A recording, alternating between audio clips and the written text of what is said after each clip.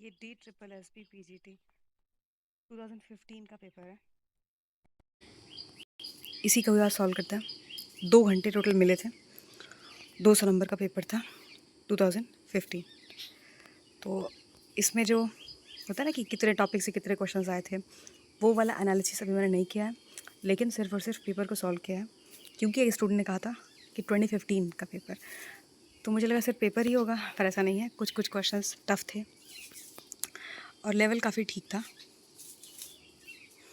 तो पहला क्वेश्चन है, सब cellular organelle not bound by a single membrane is Golgi apparatus, endoplasmic reticulum, mitochondria, lysosome.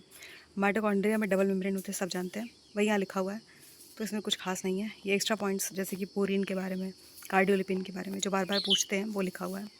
Blood protein की अगर हम बात करते हैं तो आर मोस्ट बिटवीन, तो सिमिलर किस में होगा? So man gorilla, man macaca, man ape या फिर मैन मंकी। सो जो करेक्ट आंसर आएगा वो ये है कि मैन एंड गोरिल्ला क्लोजेस्ट होते हैं, क्योंकि जो गोरिल्ला है वो क्लोजेस्ट होगा। ये आप देखोगे, अगर ये है फाइलोजेनेटिक ट्री, तो यहाँ पे जब आप देखोगे तो ये है ह्यूमन, ये ह्यूमन है, ये बोनोबो है, ये चिंपैंजी है। तो ध्यान से देखना, ये लाइन और यहाँ से ये दो लाइन है, तो इनके बहुत पास बोनोबो है और पास ये जो है सेकंड पास चिंपैंजी है, थर्ड पास गोरिल्ला है और उसके बाद ये ओरंगटन है। कई बार अरेंज करने भी आ जाता है, तो वही यहाँ लिखा हुआ है। और हाँ, तो जेनेटिकली चिंपैंजी की अगर बात करी जाए, ये और बोनोबोस ये जो है इक्वली क्लोज है ह्यूमन के, क्योंकि दे शेयर 98.7 से 98.8% ऑफ आवर डीएनए। इसको थोड़ा ध्यान रखना। ये अलग से एक टेबल है चिंपैंजी और बोनोबोस के बीच में, तो इनका साइंटिफिक नाम, लोकेशन, नेचर याद रखना। एक एग्ज़ाम में पूछा था कि ये जो है बोनोबोस, तो चेंज कर दिया था, इंटरचेंज। तो याद रखना, बोनोबोस पीसफुल होते हैं, female led, and chimpanzees male led होते हैं। और अगला question, all the animals living in a particular area collectively, इसको हम क्या बोलेंगे? तो उसे हम बोलेंगे वेजिटेशन, फ्लोरा, फौना या फिर दोनों। तो एनिमल बोला है तो फौना करेक्ट आंसर आएगा, और अगर ये प्लांट्स वगैरह होता तो फ्लोरा हो जाता। ठीक, इसमें क्या ही एक्सप्लेन करना है। When biological names are written in paragraph, तो इनके बारे में कुछ बता दो। तो ये जो है बायोलॉजिकल नेम्स, तो ये जो है रिटन इन इटैलिक्स, तो ये सही है। अंडरलाइन सही है, जब हम हैंड रिटन वाला रहता है तो अंडरलाइन होगा, लेकिन जब कंप्यूटर टाइप करते हैं तो इटैलिक होगा। नॉट अंडरलाइन ही गलत है, इसलिए D is the correct answer. ये जो है टेबल है, ये आप देखोगे बाइनोमियल नोमेनक्लेचर के रूल्स क्या होते हैं। तो जो जीनस नेम है वो कैपिटल लेटर से होगा और स्पीशीज़ नेम स्मॉल लेटर से होगा। ये एग्ज़ाम में मैंगीफेरा इंडिका, तो जैसे एम को स्मॉल कर दिया, एम को कैपिटल कर दिया, आई को स्मॉल कर दिया, आई को कैपिटल कर दिया, ऐसे करके पूछा था। तो जब आप एग्ज़ाम हॉल में बैठे हो, वहाँ पर कंफ्यूज महसूस करना आम बात है।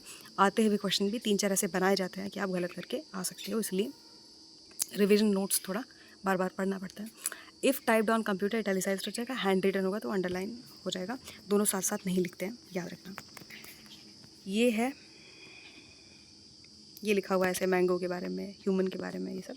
Time taxon first time use किया गया था, तो किसके द्वारा? तो ICBN, तो ये जो बोटानिकल नॉमेनक्लेचर जेड नाम से लग रहा होगा, ICZN जूलॉजिकल से रिलेटेड है। मेयर ये जो है अर्नस्ट मेयर नाम था, और डी कंडोल, तो सी इज़ द करेक्ट आंसर। अब आगे अगर हम देखें, जैसे ये ICBN है, इसको ICN भी बोलते हैं। So international code of nomenclature for algae, fungi और प्लांट्स वगैरह, मेलबर्न कोड में इसको डिसाइड किया गया था। और जो ICZN है वो Z फॉर जूलॉजिकल नॉमेनक्लेचर। ये जो है मेयर इन्होंने दिया था 1940s में। एवोल्यूशनरी बायोलॉजिस्ट थे, टैक्सोनॉमिस्ट थे, मेजर कंट्रीब्यूट किया था इन्होंने। और जो डी कंडोल है वो प्लांट टैक्सोनॉमिस्ट थे, लेकिन नेचुरल क्लासिफिकेशन सिस्टम उन्होंने दिया था। सो अर्नस्ट मेयर फर्स्ट टाइम इन्होंने टैक्सॉन का यूज़ किया था। एक चीज़ और है, आप ये PDF आपको मिल जाएगा, पर आप एक कोई भी एक A4 शीट ले लो या कोई कॉपी लेके बैठो। जो यहाँ PDF में मैंने नहीं लिखा है वो मैं अगर आपको अलग से बताऊं तो उसको आप नोट कर लेना, क्योंकि इम्पॉर्टेंट है। जैसे यहाँ आप देखो लिखा है कि बुक का नाम है systematics and the origin of species, author Ernst Mayr है, 1942। और इम्पॉर्टेंस यही है कि इसी बुक में टैक्सॉन को बहुत ज़्यादा बायोलॉजिकल क्लासिफिकेशन में पॉपुलराइज किया गया था। अब मुद्दा ये है कि अगर आप डार्विन को जानते हो, तो डार्विन की किताब का नाम था on the origin of species. तो ये उससे कंफ्यूज मत करना, ये बायोलॉजिकल क्लासिफिकेशन से रिलेटेड है, वो एवोल्यूशन से रिलेटेड है। Phylogenetic system brings out reproductive similarities, grouping by amorpho characters, grouping based on increasing complexities, grouping according to evolutionary trends. So evolutionary trends ये जो है करेक्ट आंसर आएगा। Group of organisms with over 0.75 million species, insect, animals, monkeys, fungi. तो सबसे ज़्यादा arthropods होते हैं ये। तो ये जैसे कि आप देख लो, जैसे ये देखोगे मोस्ट से लीस्ट डाइवर्स आर्थ्रोपॉड्स सबसे ज़्यादा डाइवर्स माने जाते हैं, और फिर मॉलस्का है, फिर कॉर्डेट्स है। तो इनके सीक्वेंस देख लेना अभी। नेमाटोड्स है, फिर प्लेटी, हेलमिंथीज। तो ये एक ट्रिक है जो कि मैंने बनाया है, देख लेना। All modern creatures need protection, ये एक लाइन याद रखोगे तो high to low, most diverse से लीस्ट डाइवर्स अरेंज करने में आसानी होगी, पूछते हैं। सो ऑल मतलब arthropods, modern, mollusca, creatures, chordata, need, nematodes, protection, platyhelminthes. अगला क्वेश्चन ये है कि साइलेंट वैली लोकेटेड है कहाँ पे? हिमालयाज, कर्नाटका, केरला, या फिर इनमें से क्या है? तमिलनाडु। केरला करेक्ट आंसर है। और अगर पूछे कौन से डिस्ट्रिक्ट में है, पलक्कड़ डिस्ट्रिक्ट है, और ये जो है सिचुएटेड है with in Nilgiri biosphere reserve, याद रखना। ये जो है केरला है, इसका मैप है। यहाँ पे आप देखोगे, एक सेकेंड, यहाँ पर जब आप देखते हो ये साइलेंट वैली नेशनल पार्क। अगला क्वेश्चन देखते हैं। So slime mould resemble fungi, animal and fungi, plants, animals. So animals and fungi दोनों ही करेक्ट आंसर है।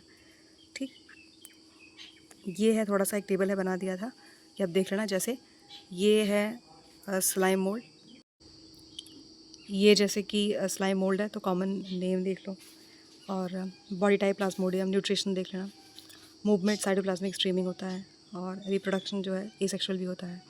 सेल वॉल देख लेना, स्पेशल ट्रेट ये सबसे इंपॉर्टेंट है, बार बार पूछते हैं। तो याद रखना कि एनिमल लाइक मूवमेंट शो करता है, फंगल लाइक स्पोर प्रोडक्शन को शो करता है। ये कुछ नाम दिए हुए हैं, जैसे कि ये आप ध्यान से देखोगे तो ये कैसा लग रहा है, जैसे कोई मशरूम हो ये, और ये कोई एनिमल जैसा दिखाई दे रहा है। तो फाइसेरम ये है, और ये हेमीट्रिकिया है।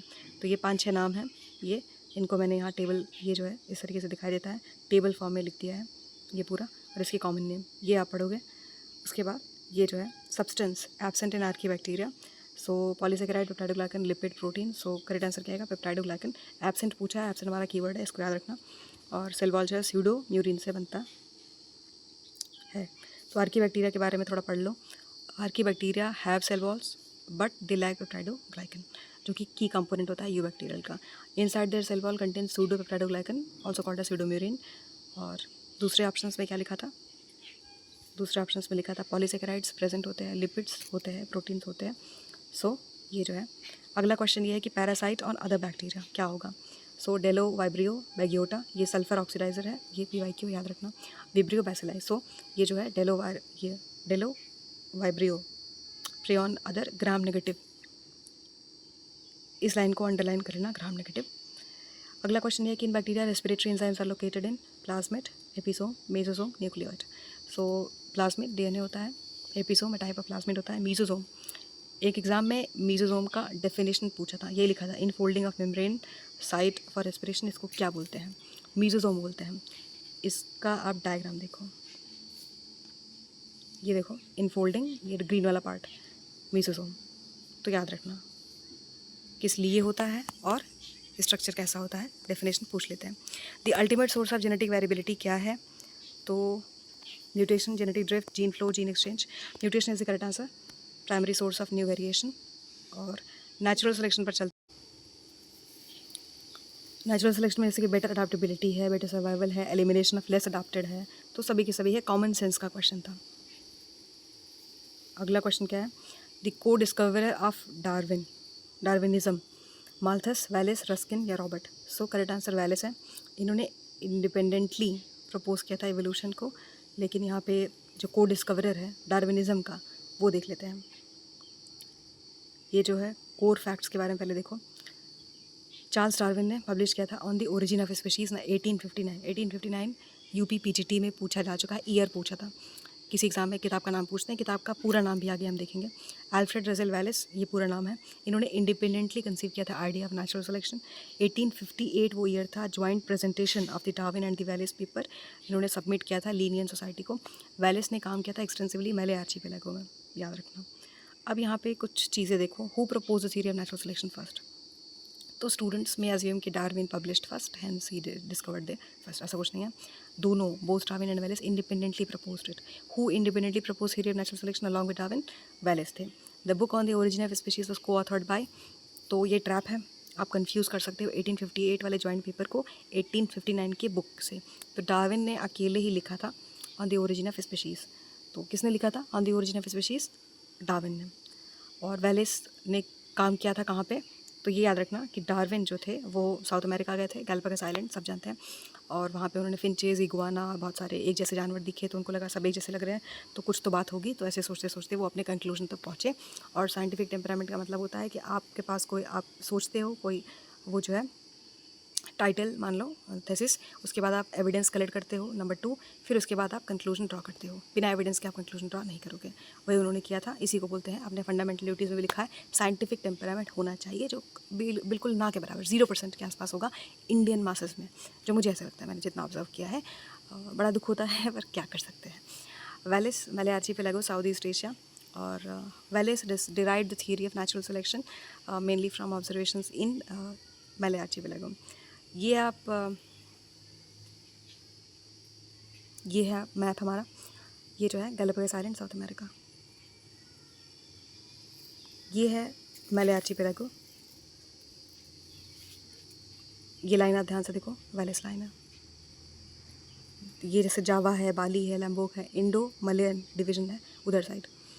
तो ये देख लेना, ये एक बायोजोग्राफिकल बाउंड्री है एशिया ऑस्ट्रेलिया के बीच में। किसके बीच में है ये पूछते हैं। और वेलिस ने इन्फ्लुएंस किया था डार्विन को। Darwin was already working on his theory for 20 years before the Wallace letter, तो इसमें ऐसा नहीं है। So who sent Darwin's manuscript proposing natural selection? तो ये जो है वेलिस। ईयर ऑफ जॉइंट, ये डार्विन वेलिस का प्रेजेंटेशन कब था? 1858। बीगल वोएज के बारे में कुछ इंपॉर्टेंट लाइन देखो, ये जो है शिप नेम बीगल, और captain Robert FitzRoy, naturalist Charles Darwin 22 साल के थे। वोएज का ड्यूरेशन कई बार पूछ लेते हैं। 27 दिसंबर 1831 और एंड हुआ था 2 अक्टूबर, गांधी जी याद कर लेना, 1836, 5 साल लगा था। मेन पर्पज़ क्या है? To map the coast of South America और एक्सप्लोर करना है नेचर को। इंपॉर्टेंट क्यों है बायोलॉजी में? क्योंकि डार्विन ने इसको बोला था कि एज ए लिविंग लेबोरेटरी, और उन्होंने एनिमल, प्लांट, फॉसिल सब पे स्टडी करी थी। और हाँ, तो बस डार्विन गॉट द आइडिया कि भाई नेचुरल सिलेक्शन ऐसा कुछ है, and he later wrote the book on the origin of species 1859। ये क्वेश्चन है, देख लेना, जो कि मैंने खुद ऐसे बना दिया था। Which of the following is not true about the Wallace? So he is considered the father of biogeography, correct. He co-discovered natural selection, correct. He co-wrote on the origin of species, गलत है। ये मले archipelago पे काम किया था, सही है। एक चीज़ और, जैसे कि मैंने अभी आपसे कहा था कि एक A4 शीट लेके बैठना, कुछ इंपॉर्टेंट पॉइंट्स को लिखना है, पूरे के पूरे बुक का नाम लिखो। On the origin of species by means of natural selection, ये सब जानते हैं। पूरा नाम है the preservation of favoured races in the struggle for life. एक एग्जाम में सिर्फ यही लिखा था, preservation of favoured races in the struggle for life. नीचे 4 साइंटिस्ट का नाम दिया हुआ था, पूछा था कि ये जो है किसने लिखा था। आता हुआ क्वेश्चन गलत नहीं होना चाहिए। एक चीज़ और, ये जब यूपी में पूछा जा चुका है 1859 ईयर, पूरा डेट देख लो, 24 नवंबर 1859। सो इन्होंने यहीं से फाउंडेशनल वर्क, कुछ किताब के नाम हैं, डार्विन की ही बुक्स हैं, ये देख लेना। ये पूरा नाम है वही, on the origin of species 1859, introduce natural selection. फिर डार्विन ने ही द डिसेंट ऑफ मैन, ये जो है, and selection in ratio two sex 1871, human evolution, sexual selection. Sexual selection आपने पढ़ा होगा जब आपने एनिमल बिहेवियर को ठीक से पढ़ा होगा तब। Darwin the expression of emotions in man and animals 1872, psychology पर किताब है। Darwin the variation of animals and plants under the domestication 1868, artificial selection, heredity. Darwin की किताब है power of movements in plants 1880 में, plant physiology, tropism. The formation of vegetable mould through the action of worms 1881, soil formation by earthworms theme थी। वेलिस ने कुछ किताब लिखी थी, ये देख लेना, जैसे Darwinism 1889, theory of natural selection, criticise भी करते थे। जैसे अगर यही एक अच्छी चीज़ लगती है साइंटिफिक कम्युनिटी में, जैसे किसी की थियरी उनको अच्छी लगी तो वो प्लस साइड बोलेंगे, साथ ही साथ अगर अच्छी नहीं लगी वो भी बोलेंगे, तो एक फ्री स्पीच का माहौल रहता है। ये मले आर्चिपेलागो में 1869, observations during the south East Asia travel, geographical distribution of animals 1876, foundation यहाँ पे रखा गया था, ये बोल सकते हो कि फाउंडेशनल वर्क है बायोजोग्राफी का। आइलैंड लाइफ 1880, तो जैसे होता है ना कि आप कुछ समझना चाहते हो, तो जैसे आप एवोल्यूशन को समझना चाहते हो, बेटर है जाके रियल ओरिजिनल किताब खरीदो और उसको पढ़ो अगर इंटरेस्ट है तो। उसी तरीके से ये अगर आप बायोजोग्राफी को काफ़ी डिटेल में जानना चाहते हो तो फाउंडेशनल वर्क जो है वो यही है, इसको पढ़ते हैं जो साइंटिफिक कम्युनिटी वाले हैं। The first life form developed on early earth, उसको क्या बोलेंगे? Myco phyco protobiont. Protobiont is correct answer. ये जो है ये जो प्रिकर्सर है to prokaryotes, protobiont believe to have evolved into the first prokaryotic cell, जो कि अर्लीस्ट। और एक चीज़ और, ये ट्रांजिशन है from non living matter to the first life form on earth. अगला क्वेश्चन ये है कि the number of nerve cell in human brain वो लगभग कितना होगा? सो 10, 1 बिलियन, 100 या फिर 200 बिलियन। तो लगभग 100 है, पर एग्जैक्ट प्रिसाइज डेटा वो 86 बिलियन नर्व सेल्स होते हैं और ये कनेक्ट करते हैं एक दूसरे से, एक नेटवर्क बनाते हैं। और हाँ, टोटल 1 क्वाड्रिलियन कनेक्शंस होते हैं एक दूसरे में। 1 क्वाड्रिलियन होता क्या है? 1 लिखोगे, उसके आगे 15 बार 0 लिख दो, बस वही है। ये एनाटॉमी है, एक बार देख लेना। सर्कुलर सिंगल स्ट्रैंडेड डीएनए, ये यूपी पीजीटी में भी आया हुआ था, आपने देखा होगा। सो T2 T4 डबल स्ट्रैंडेड होता है, ये सिंगल स्ट्रैंड पूछा है तो ये 5 174। T5 नहीं होगा, डबल है, ये अनक्लियर है। अगला question, the study of shells, इसको हम क्या बोलेंगे? स्पेशली हाउस ऑफ ये दोज ऑफ दी मॉलस्का। ध्यान रहे, जब भी मॉलस्का के बारे में पूछते हैं तो इसमें 2 ऑप्शंस पक्का आपको देखने मिलेंगे, मोलैकोलॉजी, कॉन्कोलॉजी। तो कॉन्कोलॉजी कॉन्क रूट वर्ड है, शेल से रिलेटेड है, कॉन्कोलॉजी होगा। मोलैकोलॉजी स्टडी ऑफ मॉलस्का है। दोनों याद रखना, दोनों ही पूछे जा चुके हैं अलग अलग एग्जाम्स में। और एंटोमोलॉजी इंसेक्ट है और ऑफियो तो स्नेक से रिलेटेड है। ये कुछ चार्ट है मॉलस्का का, तो देख लेना सिफेलोपॉड्स में कौन आते हैं, बाइबॉल में। ये 2 मोस्ट इंपॉर्टेंट है क्योंकि यहाँ पे इंक ग्लैंड्स देखने मिला था।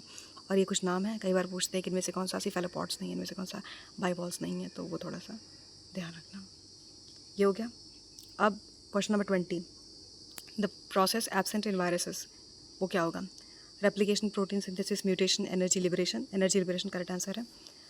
वायरसेस लैक दी सेलुलर मशीनरी, जो कि इनको मेटाबॉलिक प्रोसेस के लिए ज़रूरत पड़ती है। और वायरसेस डू रेप्लिकेट, लेकिन होस्ट के अंदर ही, तो ये जो है होस्ट डिपेंडेंट होगा एक तरीके से। प्रोटीन सिंथेसिस, वायरसेस खुद से नहीं कर सकते हैं वंस इनसाइड द होस्ट, तो ये जो है use the host ribosome viral protein बना सकें। Viruses do mutate, especially RNA viruses like HIV। Mutation की रीज़न है क्योंकि वायरसेस को कंट्रोल करना इतना कठिन है। Energy liberation, viruses do not have any mitochondria to perform respiration, so ये जो है मेटाबॉलिकली इनएक्टिव होंगे and they do not liberate energy themselves. तो वही यहाँ एक लाइन में लिखा हुआ है, देख लेना कि जो वायरसेस हैं वो ऑब्लिगेट पैरासाइट हैं, होस्ट सेल पर डिपेंड करते हैं for application, protein synthesis etcetera, but they completely lack the ability to produce energy, इसीलिए एनर्जी लिबरेशन करेक्ट आंसर आएगा। रेड टाइड प्रोड्यूस्ड बाई, तो ये जो है diatoms, dinophyceae, red algae and blue algae. So dinophyceae correct answer, क्यों? जैसे ये specific नाम है, गोनियोलैक्स ब्लूम करता है रेड टाइड में। और कुछ और एल्गल ब्लूम है जैसे ग्रीन एल्गी ब्लूम, तो यहाँ पे आपको स्पाइरोगाइलोथ्रिक्स देखने मिलेगा। ये BGA ब्लू ग्रीन एल्गी में ब्लूम्स, तो जैसे कि एनाबेना है, माइक्रोसिस्टिस है। ब्राउन में ऑरोकॉकस है। तो रेड स्नो, क्लेमाइडोमोनास निवालिस देख लेना एक बार, ग्रीन स्नो। और ये थोड़ा सा कुछ कंफ्यूजिंग टर्म्स हैं, देख लेना। ये लिखा है red tide is caused by dinoflagellates not by red algae, rhodophyceae वो होता है। Red algae polysiphonia and gelidium non toxic होता है अगर फूड वगैरह से मिलता है। सम डाइनोफ्लैजिलेट्स जैसे कि नॉक्टिल्यूका बायोलुमिनेसेंट होते हैं। और ये जो है ग्लो करते हैं रात में, तो अनरिलेटेड है to pigment based red colouration. Saxitoxin is produced by Noctiluca, Ceratium, Gonyaulax. तो गोनियोलैक्स करेक्ट आंसर है। गोनियोलैक्स क्या है ये भी देख लो। गोनियोलैक्स जो है वो एक डाइनोफ्लैजिलेट है और नोन फॉर प्रोड्यूसिंग सैक्सीटॉक्सिन, एक पोटेंट न्यूरोटॉक्सिन है। सैक्सीटॉक्सिन एक प्राइमरी कॉज है, किस लिए? Paralytic shell fish poisoning humans में, जो सी फूड वगैरह ज़्यादा खाते हैं, जैसे थाईलैंड वाले हैं, बाकी लोग उधर साउथ ईस्ट एशिया में बहुत ज़्यादा सी फूड खाते हैं जोग्राफी की वजह से, इसमें ऐसा कुछ नहीं है, तो वो हाई रिस्क पे होते हैं। ब्लूम्स ऑफ गोनियोलैक्स रिस्पॉन्सिबल है रेटाइड के लिए। और नॉक्टिल्यूका बायोलुमिनेसेंट है but it does not produce. उसके बाद सीरेशियम, ये डाइनोफ्लैजिलेट्स है, नॉन टॉक्सिक ब्लूम है। और ये जो है इट डज गोनियोलैक्स प्रोड्यूस एक्सीटॉक्सिन, तो ये इनकरेक्ट है। सो करेक्ट आंसर क्या था? सैक्सीटॉक्सिन इज प्रोड्यूस्ड बाय, यही है गोनियोलैक्स। ये जो है ये आप देखोगे तो बेटर समझ आएगा। ये नॉर्मल इवेंट है, ये सोडियम आपको दिखाई दे रहा होगा, कैल्शियम, तो ये सीधा ये यहाँ तक चले आए। अब यहाँ आप देखो ये है सोडियम चैनल, ये सोडियम चैनल है, ये कैल्शियम चैनल है। टॉक्सिन्स आए यहाँ पर, देखो ब्लॉक कर दिया इसको, ये और ये, तो यहाँ से ये जो है अंदर नहीं आ पाए, तो इसको थोड़ा ध्यान रखना। यूग्लिना में the food is stored in the form of paramylon granules, protein, fat, sucrose. So A is the correct answer, क्योंकि जो यूग्लिना है वो क्या है देख लो एक बार तो बेटर समझ आए। यूग्लिना जो है वो एक यूनिसेलुलर है, फ्लैजिलेटेड है, मेक्सोट्रॉफिक प्रोटिस्ट है, belong to group Euglenophyta. Plant like autotrophic होता है, एनिमल लाइक हाइड्रोट्रॉफिक होता है। Euglena store food in the form of paramylon. अगर आपने कोतवाल की किताब पढ़ी है, आप ये सारे क्वेश्चन सॉल्व कर सकते हो। पैरामाइलन बीटा-1,3 glucan polysaccharides store as granules in the cytoplasm. Unique है ग्लूकोनाइड के लिए, नॉट स्टार्च या ग्लाइकोजन वगैरह। दूसरे ऑप्शंस क्यों गलत है? प्रोटीन्स स्ट्रक्चरल फंक्शनल मॉलिक्यूल्स होते हैं, कोई स्टोरेज मॉलिक्यूल्स नहीं होते हैं। फैट्स जो है may be present small amount, ये नहीं होंगे। सुक्रोज ट्रांसपोर्ट करता है शुगर, तो ये भी नहीं होगा। एग्जाम फैक्ट देख लेना एक बार, मोस्ट इंपॉर्टेंट जो ये है ये कि पैरामाइलन यूग्लिना में डज नॉट टर्न ब्लू जब हम आयोडीन को ऐड करते हैं। ये थोड़ा डिफरेंट है स्टार्ट से, which does turn blue with iodine. जैसे कि हम पोटैटो ले लें, जैसे कि हम ग्रीन एल्गी स्पैरो वगैरह ले लें, तो if you add iodine and it doesn't change colour, अगर कलर नहीं चेंज होता है, सो इट मीन्स कि पैरामाइलॉन प्रेजेंट है, स्टार्च नहीं। वाई इट मैटर्स, ये हेल्प करता है साइंटिस्ट को आइडेंटिफाई करने में कि यूग्लिना लैब में है, सो ये एल्गी से अलग है। स्टार्च का टेस्ट करके देख लो, पता चल जाएगा। The major function of CV is CV contractile vacuole, excretion, circulation, osmo regulation, सभी ऑस्मो रेगुलेशन होगा। ये यहाँ लिखा हुआ है कि जो सीवी होता है स्पेशल स्ट्रक्चर है, यूनिसेलुलर फ्रेश वाटर ऑर्गेनिज्म में देखने मिलता है, अमीबा, पैरामीशियम, यूग्लिना में देखने मिलेगा। और क्या करता है, ऑस्मो रेगुलेशन का मतलब होता है कि ये जो है कंट्रोल करेंगे, इनका काम है control the water balance inside the cell. So water continuously enter करता है सेल में बाय ऑस्मोसिस, तो अगर रिमूव किया जाए तो ये वाटर जो है ये बर्स्ट कर सकता है।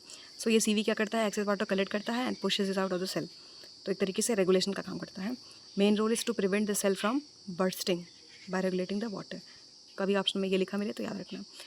यहाँ लिखा है एक्सक्रीशन, सर्कुलेशन, ये क्यों नहीं है वो भी देख लेते हैं।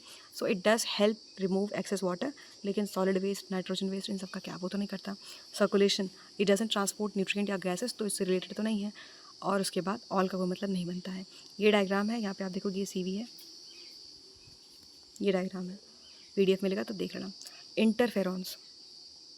इंटरफेरॉन्स जो सिंथेसाइज्ड होते हैं response to mycoplasma, bacteria, viruses and fungi. तो वायरसेस करेक्ट है क्योंकि इंटरफेरॉन्स एंटीवायरल प्रोटीन होते हैं। इंटरफेरॉन्स के बारे में एक बेसिक इन्फॉर्मेशन देखेंगे तो बेटर समझ आएगा। इंटरफेरॉन्स एंटीवायरल प्रोटीन है produced by host cell in response to viral infection. How they work, जब एक वायरस इन्फेक्ट करता है सेल को, सेल प्रोड्यूस करते हैं interferons, mainly type 1, IF N alpha और बीटा। सो ये इंटरफेरॉन्स जो है ये वायरसेस को डायरेक्टली नहीं मारते हैं, इंस्टेड ये नेबरिंग सेल्स को वार्निंग देते हैं to boost their antiviral defences, फिर एक्टिवेट करते हैं इम्यून सेल्स को, जैसे कोई नेचुरल किलर सेल्स हो, मैक्रोफेजेस, फिर धीरे धीरे करके वायरल रेप्लिकेशन को स्लो डाउन करते हैं। जैसे आप देखोगे ये जो है माइकोप्लाज्मा है, so these are the bacteria without cell wall, they do not trigger any interferon production like viruses. फिर है कि bacteria, so bacterial infections trigger करते हैं और इन्फ्लेमेशन को, इंटरफेरॉन्स को नहीं। Fungal infections activate different immune pathways, ये नहीं। Memory tip, interferons interfere with viruses, triggered only when viruses invade, not bacteria, कोई फंगी वंगी। The first artificially inseminated buffalo, कुछ सोर्सेज में इलाहाबाद लिखा था, कुछ सोर्सेज में कार्नल लिखा था। कार्नल को सही मान लेते हैं क्योंकि जो मोस्ट ट्रस्टेड सोर्सेज थे वहाँ यही लिखा था। ये जो है पानीपत और दिल्ली, ये नहीं होगा, ए is the correct answer. Wine east, अगर आपने ये फंगी सुपरफिशियली भी पढ़ा होगा तब इस क्वेश्चन को कर सकते थे। सैक्रोमाइसिस सेरेवेसी, पीरिफॉर्मिस, एलिप्सॉइड्स, या फिर से, so A is the correct answer, most known में आता है ये जो है myasthenia gravis is related to autoimmunity, AIDS, interferons, immune disorders, so A is the correct answer. जो ये ऑटो एंटीबॉडीज़ होते हैं ये ब्लॉक करते हैं एसिटिल कॉलिन रिसेप्टर्स को। तो माइस्थीनिया ग्रेविस एक डिजीज़ है जहाँ पे बॉडी का इम्यून सिस्टम अटैक करता है अपने खुद के मसल्स को by mistake. So it blocks the signal from nerves to muscles कमज़ोर पड़ जाते हैं, स्पेशली फेस वीक, ये जो है आईज़ में और थ्रोट्स वगैरह में।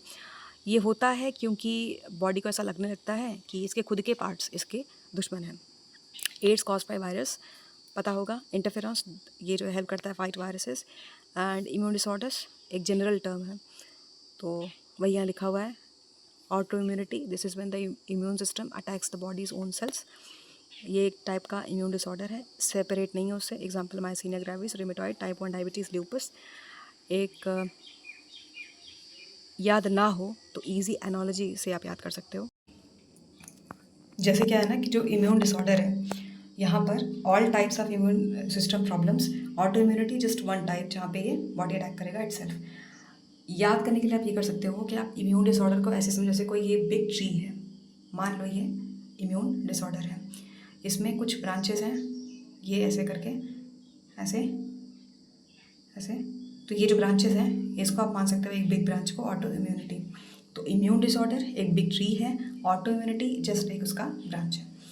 अगला क्वेश्चन ये है कि ह्यूमन में जो सेक्स क्रोमोसोम्स है X X X X X Y and X Y and all of this, तो जब दोनों हैं तो किसी एक को सेलेक्ट क्यों करना है, X X and X Y.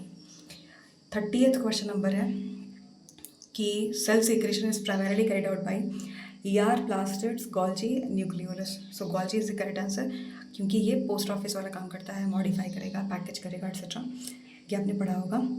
वही यहाँ लिखा हुआ है कि ये it's like post office of the cell. तो जी से याद करें ना, गिफ्ट रैपिंग एंड गिविंग, तो चीज़ें याद रह जाए, क्या पता। बाकी तो कोई मतलब नहीं है। इसके बाद ये जो ग्लाइऑक्सीजोम है हेल्प करता है फैटी एसिड मेटाबॉलिज्म में, ग्लाइऑक्सीलेट साइकिल में, बीटा ऑक्सीडेशन में, ये सब में। सो सब में है करेक्ट आंसर। इनमें से कौन सा इनिशिएटिंग कोडॉन है, AUG, AUG, UAA, UGA, GUG। सो AUG करेक्ट आंसर है, ठीक से आपने पढ़ा होगा, मेथियोनिन की कोडिंग करता है, तो बस वही है, ट्रांसलेशन स्टार्ट होता है यहाँ से। AUG एक इनिशिएटिंग कोडॉन है, और ये जो है याद रख लेना, ये टेबल है, यहाँ ध्यान से देखोगे तो 3 स्टॉप कोडॉन है, बार बार रिपीट होता है। ये है UGA, UAA, और ये जो है UAG। तो ये तीनों, ये और ये इम्पॉर्टेंट है। आगे, which disease is known as splenic fever.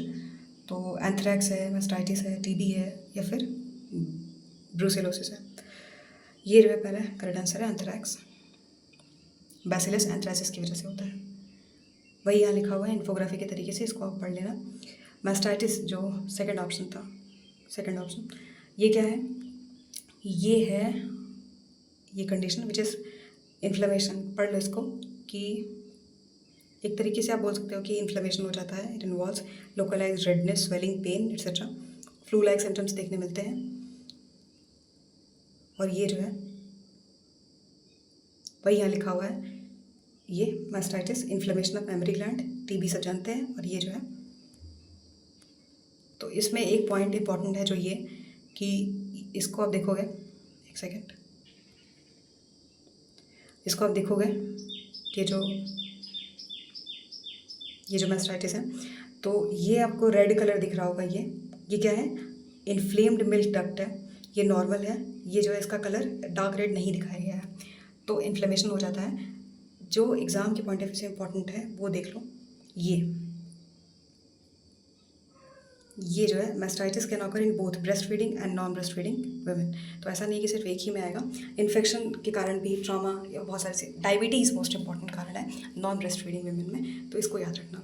Pour men's cow किसे बोलते हैं, ऑलरेडी आ चुका है, तो इसको बोलते हैं डियर, शीप, बिच या फिर goat. So goat is the correct answer, low cost की वजह से इसको ऐसा बोलते हैं।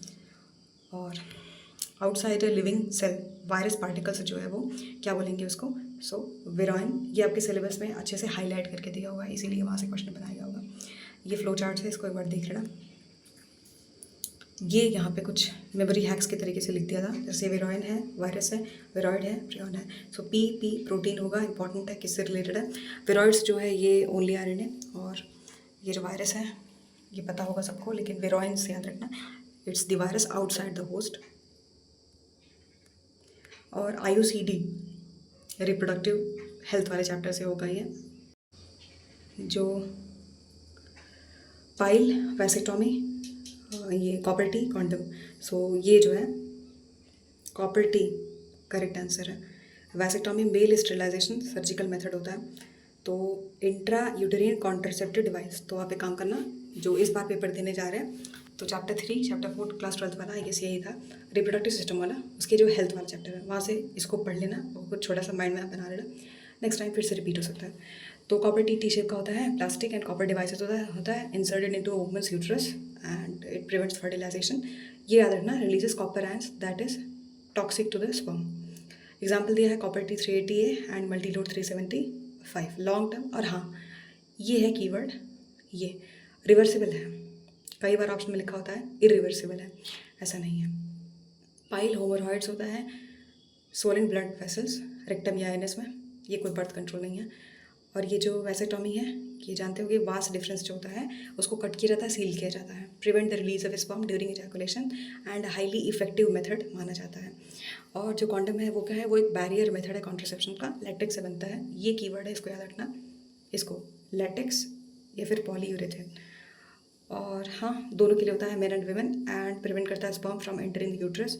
ऑल्सो हेल्प, ये है एक एग्जाम में एज इट इज़ लिखा आया था, एसटीडीज़ को प्रिवेंट करता है। मोस्ट इंपॉर्टेंट लाइन है, ये लिखा होता है उसमें, एसटीडीज़ को प्रिवेंट करता है। तो करेक्ट आंसर क्या था इसका, ये जो है कॉपर टी IUCD।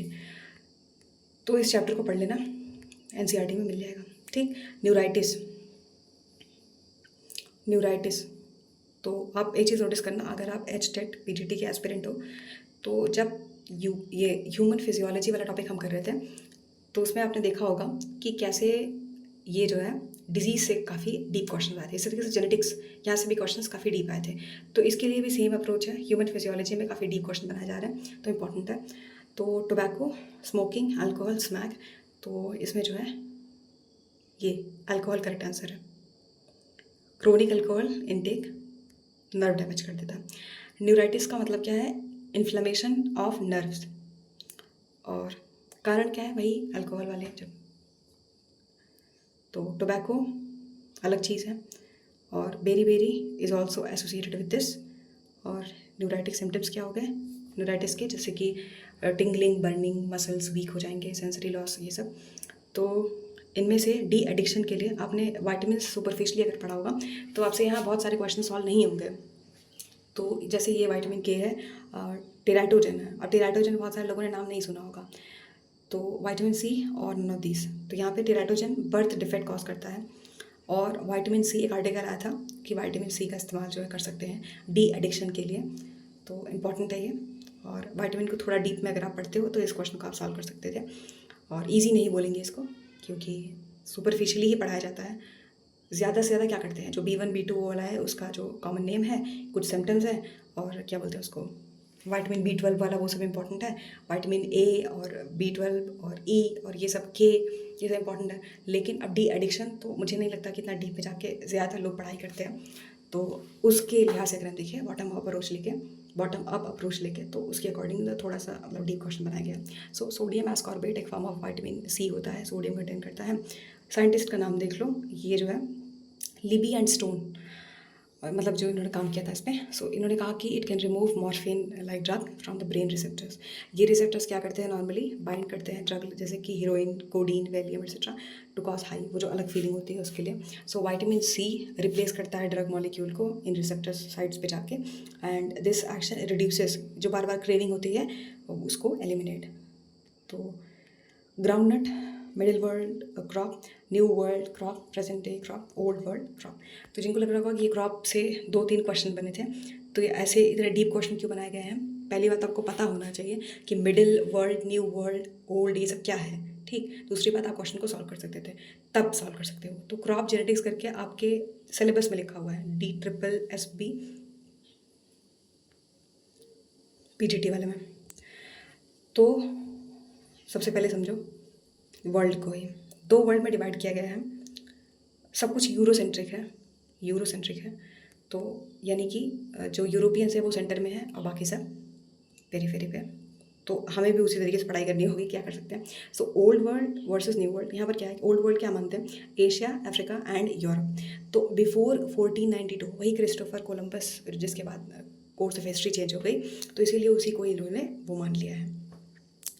अब यहाँ पे क्या है कि उसके पहले जो है उसको ओल्ड वर्ल्ड बता दिया, और जो न्यू वर्ल्ड है वो क्या है, अमेरिका, ये north, central and south America after 1492।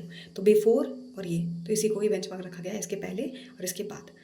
अब यहाँ पर क्रॉप्स देख लेना है जो इम्पोर्टेंट है वो, जैसे ओल्ड वर्ल्ड क्रॉप्स में क्या है, wheat, rice, barley, millets, mustard, sugarcane, onion, garlic, banana, pea. New world में क्या आएगा, जैसे कि maize, potato, tomato, groundnut, tobacco, papaya, pineapple, ये सब।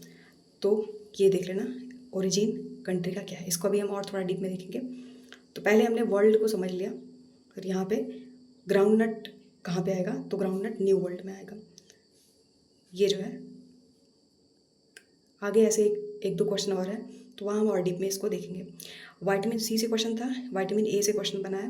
Vitamin A is essential for synthesis of, तो haemoglobin, DNA, visual purple, RNA. Correct answer C आएगा, visual purple.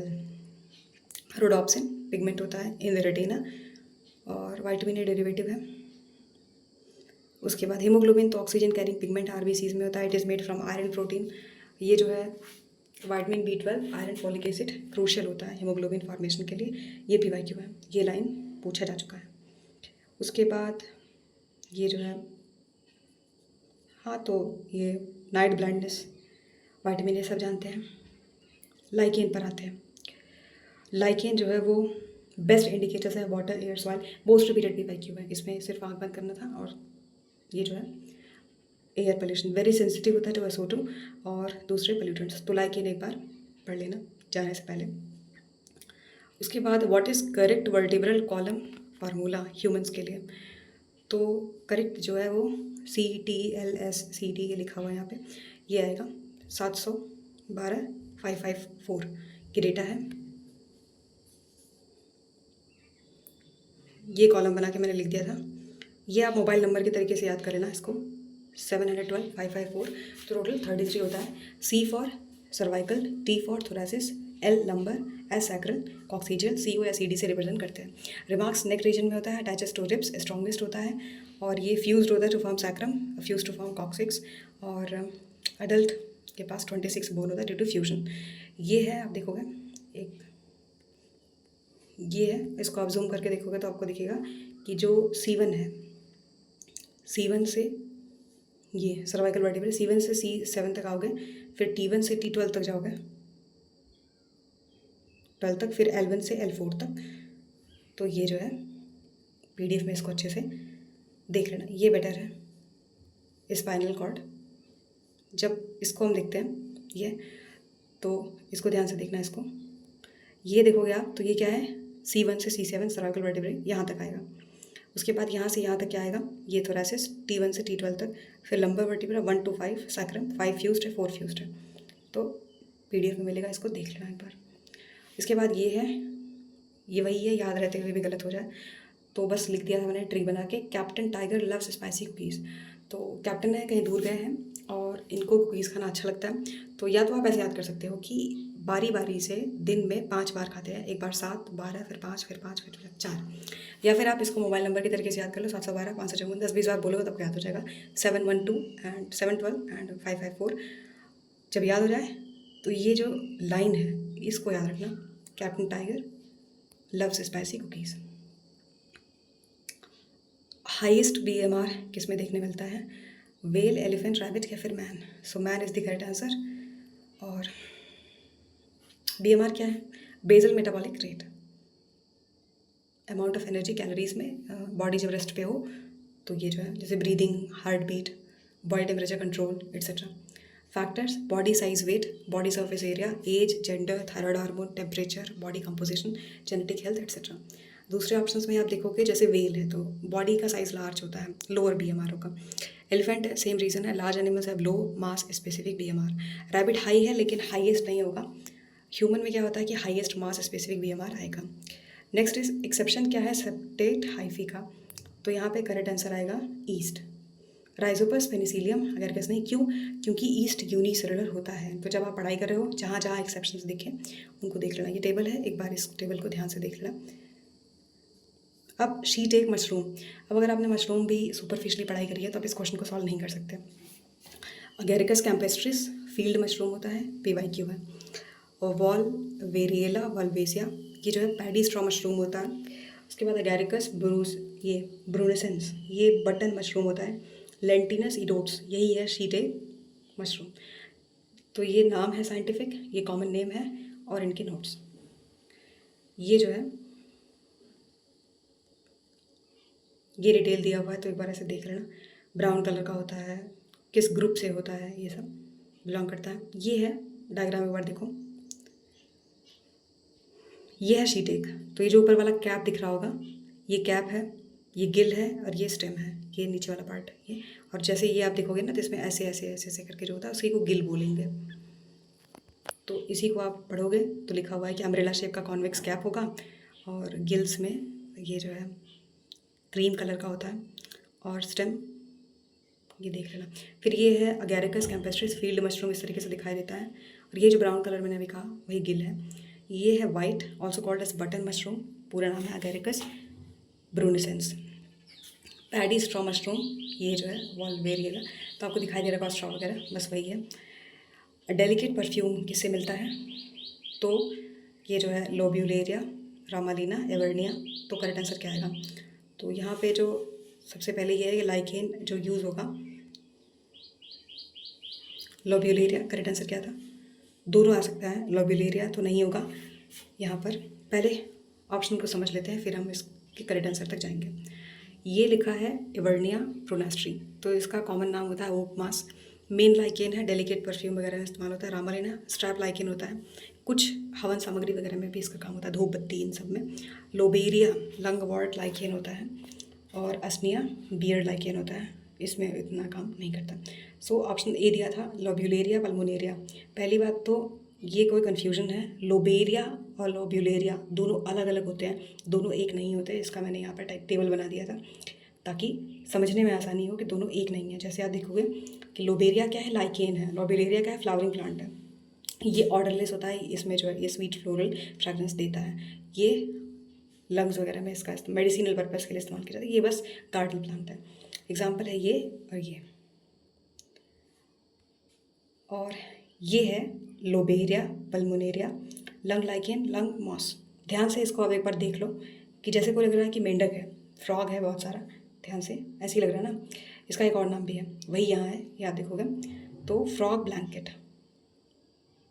Lung lichen, lungwort, lung moss, frog blanket भी इसका नाम है, क्योंकि ये आप देखो जैसे कोई फ्रॉग ब्लैंकेट लग रहा है कि नहीं लग रहा है। इसको देखो, इमेजिन करो कोई ब्लैंकेट है तो अचानक से आप देखोगे तो यही लगेगा, बस वही कारण है, अपीयरेंस की वजह से ये नाम है।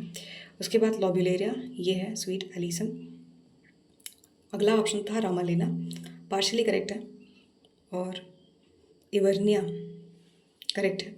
ओकमॉस, इवर्निया जो है मेन लाइकेन है, डेलिकेट परफ्यूम वगैरह में इस्तेमाल, वाइडली लग्जरी परफ्यूम में इसका इस्तेमाल किया जाता है। तो इस तरीके से सी इज़ द करेक्ट आंसर। एक और पॉइंट है वो ये इवर्निया, रामालीना, सूडोरीना, ये तीन है, रिपोर्ट किए जाते हैं कि परफ्यूम्ड वॉलेटाइल ऑयल्स इनके पास है। So due to aromatic substance, इनके थैलेस में जो पाया जाता है, लाइकेंस जो है इनका इस्तेमाल अलग अलग चीज़ जैसे कि परफ्यूमरी गुड्स, धूप, हवन सामग्री में इस्तेमाल किया जाता है। रामालीना के की पॉइंट्स देख लेंगे। फ्रूटिकोज लाइकेन है, स्ट्रैप या कार्टिलेज लाइकेन भी इसको बोलते हैं। तो लाइकेन के मैंने आपसे पहले भी कहा था, dog lichen, sulphur lichen, orange lichen, जितने भी इंपॉर्टेंट लाइकेन है उनके कॉमन नेम एक बार कहीं ऐसे टेबल बना के याद कर लेना। और ये दो स्पीशीज़ हैं, इनके कॉमन नेम देख लो। ये क्या है, Ramalina farinacea, powdery ribbon lichen, Ramalina dilacerata, punctured ribbon lichen. और रामालीना इस तरीके से दिखाई देता है, ये है। और जो एवर्निया है, ओकमॉस, इस तरीके से दिखाई देता है। 50 तक चलते हैं, फिर इसको पॉज कर देते हैं। Which of the following are the edible algae, so porphyra, ulva दोनों है। ये जो है पोरफायरा, ये सुशी, रैप्स, नूरी में इस्तेमाल होता है। और ये जो है सीलेटस है, सैलड्स में। ये टाइप्स ऑफ एडिबल एल्गी है, देख लेना इसको क्योंकि बार बार पूछते हैं। सो ब्लू ग्रीन एल्गी, ये Chlorella spirulina. Brown coloured seaweeds जैसे कि ये wakame, arame, kelp, kombu. Green coloured seaweeds जैसे कि sea grape, sea lettuce etcetera. Red coloured seaweeds जैसे कि nori and Irish moss etcetera. तो अकाइनीड्स पाया जाता है, Colletotrichum, Aspergillus, fern and Cladophora. So akinetes जो है वो क्लाडोफोरा में देखने मिला, ग्रीन एंड का, दैट फॉर्म्स अकाइनीड्स।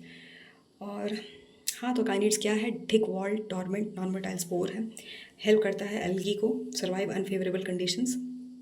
और फिलामेंटस एल्गी जैसे कि क्लाडोफोरा, नॉस्ट्रा कनावेना में पाया जाता है, साइनोबैक्टीरिया वगैरह, और इन सब में नहीं पाया जाता। Which of the following is not a moss species, तो ये जो है फ्यूनेरिया भी है, बारबेला भी है, पॉलिट्रिकम भी है। इसको Polytrichum also called as hairy cap moss, इसको याद करना। और नन करेक्ट आंसर होगा, क्योंकि जब सब है तो नॉट क्यों पूछा है, वही यहाँ लिखा हुआ है ऑर्डर के साथ। और हाँ, बोन फायर ये फ्यूनेरिया हाइग्रोमेटिकम मेट्रिका also called as bonfire moss, क्योंकि ये क्या करते हैं कि जैसे कि अगर आग लग जाए उसके बाद भी तुरंत फिर से सर्वाइव कर सकते हैं और क्विकली एरिया को कॉलोनाइज कर लेते हैं। ये कुछ फ्यूनेरिया के कॉमन नेम है, सिग्निफिकेंस है, जैसे cord moss, hygrometer moss, bonfire moss भी इसको बोलते हैं। तो ये ध्यान से आप देखोगे फ्यूनेरिया को तो ऐसा लग रहा होगा कॉर्ड जैसा कुछ, रोप जैसा कुछ, तो बस इसीलिए ऐसा नाम है और ये ऐसा दिखता है। और 50th क्वेश्चन आ गया। इसके बाद नेक्स्ट हम अलग से सॉल्व करेंगे। So the fern prothallus is heterotrichous, heteromorphic, heterothallic, homothallic. Correct answer क्या आएगा? करेक्ट आंसर आएगा ये होमोथैलिक। ये जो है कुछ इंपॉर्टेंट टेबल है, इसको देख लेना। जैसे thallus structure terms, heterotrichous thallus with both prostrate और इरेक्ट सिस्टम, तो स्टीजियो क्लोनियम एग्जाम्पल होगा। Homotrichous thallus with only one type of filament, तो यूरोथ्रिक्स एग्जाम्पल आएगा। फिर ये ऑल्टरनेशन ऑफ जनरेशन टर्म्स में अगर हम देखें दो टर्म आएंगे, हेटेरोमॉर्फिक एंड होमो आइसोमॉर्फिक। तो यहाँ पे क्या है कि जैसे कि ऑल्टरनेशन ऑफ जनरेशन जहाँ पे स्पोरो एंड गेमेटोफाइट डिफरेंट दिखाई देते हैं, हेटेरो मतलब डिफरेंट लग ही रहा है।